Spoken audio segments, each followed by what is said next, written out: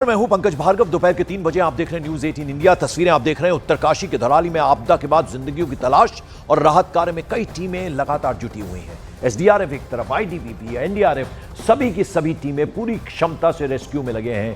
पहले दिन से अगर हम बात करें तो जो यात्री हैं और स्थानीय लोग, उन्हें सुरक्षित जगहों पर पहुंचाया गया है, सेफ जगहों पर पहुंचाया गया है। यहाँ पर प्रशासन कोशिश कर रहा है कि उस रास्ते को बड़ा कैसे किया जाए। एसडीआरएफ वहाँ पर जुटी हुई है, एनडीआरएफ वहाँ पर जुटी हुई है, स्थानीय प्रशासन वहाँ पर है। कोशिश यहाँ पर है कि क्या ब्लास्टिंग एक जरिया है इसको हटाने का, क्योंकि जिस तरह से क्रेन वहाँ पर नहीं जा सकती और मिट्टी वहाँ से हटाई नहीं जा सकती, ताकि जब पूरा स्पेस बनेगा जिसके बाद ये झील का पानी आगे की तरफ जाएगा। और इसीलिए इस पूरे रूट को अब पूरी प्राथमिकता दी जा रही है, क्योंकि अब इस रूट को खोलना सबसे बड़ी चुनौती है। और इसीलिए प्रशासन यहाँ पर कोशिश कर रहा है कि झील में डूबी हुई सड़क को एक बार फिर से चलाया जाए, ताकि यहाँ पर की स्थिति जो अभी तक बिगड़ी हुई है, इस गंगोत्री धाम हाईवे को खोला जाए। लेकिन जब तक झील का पानी कम नहीं होगा, गंगोत्री धाम का जो हाईवे तकरीबन 1 किलोमीटर के आसपास जो डूब चुका है, वो तब तक बाहर नहीं आएगा। और इसीलिए अब कोशिश झील के पानी को कम करने की जा रही है, क्योंकि झील का पानी यहाँ पर एक बड़ा खतरा भी इसलिए बन रहा है, क्योंकि इस खतरा यहाँ से अगर झील का दबाव बढ़ेगा, अगर ऊपर पहाड़ी फिर कहीं दरकती है, क्योंकि अलर्ट है आज और कल का, और अगर यहाँ पर फिर मलबा आता है तो झील में दबाव पड़ेगा। और झील का दबाव पड़ने से आगे मुहाने पर जो हर्षल का पूरा स्पेस दिख रहा है, आपको येलो मकान दिख रहे हैं, ये सब यहाँ पर इसकी चपेट में आ सकते हैं। इसलिए यहाँ पर कोशिश की जा रही है कि इसी जगह पर झील को थोड़ा सा खोला जाए, ताकि झील का पानी यहाँ से बाहर निकल जाए। उत्तराखंड के धराली में जिस तरह से आपदा आई थी, उसके बाद अब झील के ऊपर जाकर एनडीआरएफ और एसडीआरएफ की टीमें एक मुआयना कर रही हैं। आप देखेंगे यहाँ पर मोटर बोट को यहाँ पर डाल दिया गया है। नदी जो झील बन चुकी है, जो झील आने वाले समय में खतरा हो सकती है, और इस झील को यहाँ पर कैसे मापा जाए, कैसे झील के अंदर जो गहराई है कितनी हो चुकी है और उस झील में मड कितना है, इसको लेकर यहाँ पर तैयारियाँ शुरू हो चुकी हैं। आप देखेंगे एनडीआरएफ के जवान बहादुरी से यहाँ पर इस जो बोट है इस पर बैठ चुके हैं और बैठकर ये कोशिश करेंगे इसके अंदर की गहराई को मापने की, क्योंकि यहाँ पर मड भी ज़्यादा है, गहराई ज़्यादा है और रिस्क सबसे ज़्यादा है। देखिए बहादुरी से यहाँ पर ये जवान जा रहे हैं, ताकि ये पता लगाया जा सके कि कितना आगे की तरफ वो जा सकते हैं, क्योंकि इस वक्त ये झील जो आने वाले समय के लिए काफ़ी ख़तरनाक हो सकती है, भविष्य के लिए ख़तरनाक हो सकती है। और इसलिए इस जगह पर मोटर बोट के ज़रिए ये आगे की तरफ जाएंगे। जो झील का पूरा बड़ा आकार बन चुका है यहाँ पर, जिसमें सड़क डूब चुकी है, गंगोत्री धाम हाईवे डूब चुका है,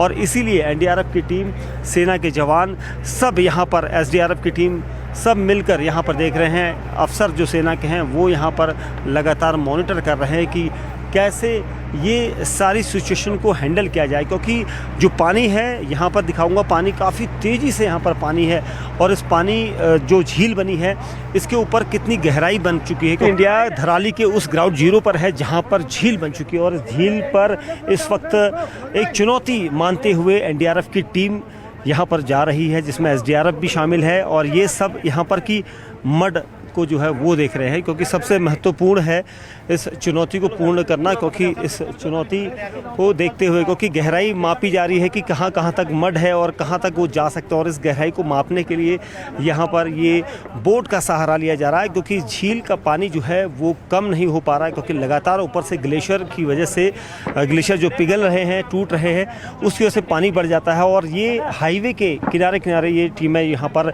पूरी तरह से एक चैलेंजिंग यहाँ पर मानते हुए आगे की तरफ देख रहे हैं, क्योंकि काफ़ी दिन हो गए, रेस्क्यू ऑपरेशन पूरा हो चुका है, सर्च ऑपरेशन चल रहा है। वहीं अब इस झील को यहाँ पर देखा जा रहा है, और इसके लिए आज झील में मोटर बोट के जरिए जो जवान हैं एनडीआरएफ के, वो यहाँ पर गए हैं। एसडीआरएफ की टीम यहाँ पर है, एसडीआरएफ के जवान भी हैं। और इसका सीधा सीधा जो हम आपको न्यूज़ 18 इंडिया के कैमरे पर दिखा रहे हैं तस्वीरें, ये वो झील है जो कृत्रिम रूप से बन गई है।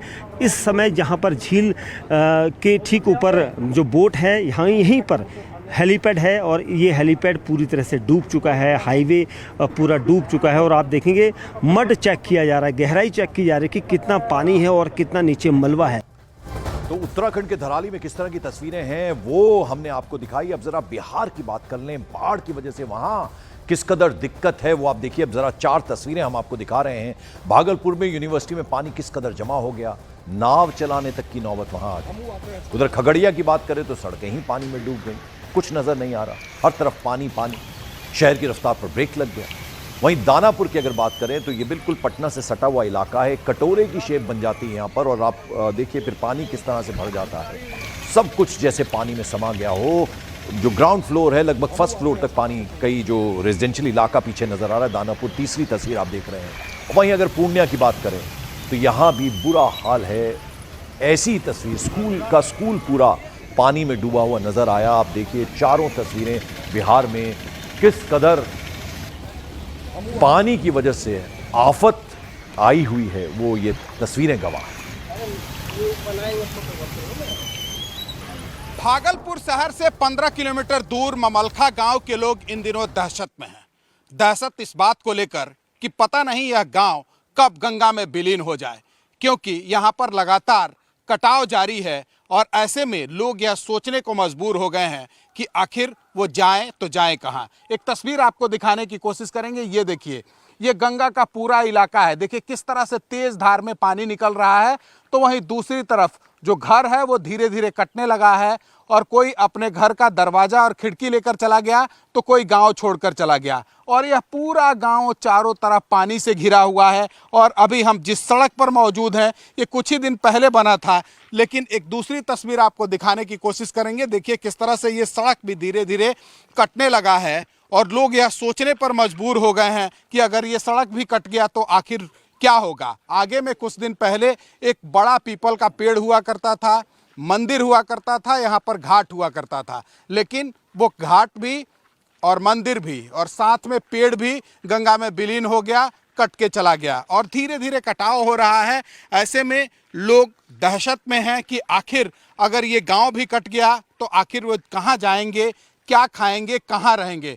आपको देखिए एक तस्वीर दिखाते हैं किस तरह से, इसके बाद आपको सीधे गंगा, चारों तरफ आपको गंगा का पानी दिखाई देगा, तेज धार, और ये सड़क है, और ये धीरे धीरे, ये एक तरह से कहा जा सकता है कि गांव के लोगों ने एक निशान लगा दिया है कि इसके आगे नहीं जाना है। अगर आगे चले गए तो फिर चारों तरफ आपको पानी ही पानी दिखाई देगा, और इस सड़क के दोनों तरफ पूरी तरह से बस्ती है, गांव में लोग रहते हैं, लेकिन ये गांव पूरी तरीके से पानी से घिरा हुआ है। गांव में कहीं 4 फीट पानी है, कहीं 3 फीट पानी है, कहीं 2 फीट पानी है। गांव के लोगों को बाहर निकलने में भी परेशानी हो रही है, और जो लोग बाहर हैं उनको अंदर आने में परेशानी है।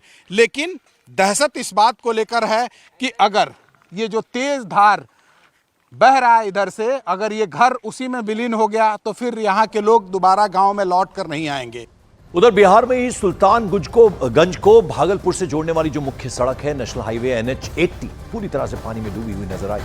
नेशनल हाईवे पर कई किलोमीटर पानी जमा हो गया, इसके बाद नेशनल हाईवे पर आवाजाही पूरी तरह से ठप हो गई। भागलपुर की तस्वीरें हम आपको दिखा रहे हैं। गंगा का जलस्तर बढ़ने की वजह से भागलपुर के ज्यादातर इलाके में बाढ़ आ गया है, और कई ऐसे इलाके हैं जो शहर से बिल्कुल कट चुका है। हम अभी मौजूद हैं भागलपुर जिले के भवनाथपुर इलाके में, और जहां अभी हम खड़े हैं ये NH-80 है जो सुल्तानगंज से भागलपुर को जोड़ता है, जहां पर 1 फीट तक पानी आ गया है। तस्वीरों में भी आप साफ तौर पर देख सकते हैं किस तरह से गाड़ियां एक तरफ से दूसरी तरफ आ रही हैं और जा रही हैं, और ये पानी तकरीबन 1.5 किलोमीटर तक आपको हाईवे पर है, और गंगा का जलस्तर लगातार बढ़ रहा है, जिसकी वजह से आने वाले कुछ ही घंटे में, या यूं कहें कि चंद घंटे में, इस रास्ते को बंद करना पड़ सकता है, क्योंकि गंगा का जलस्तर लगातार बढ़ रहा है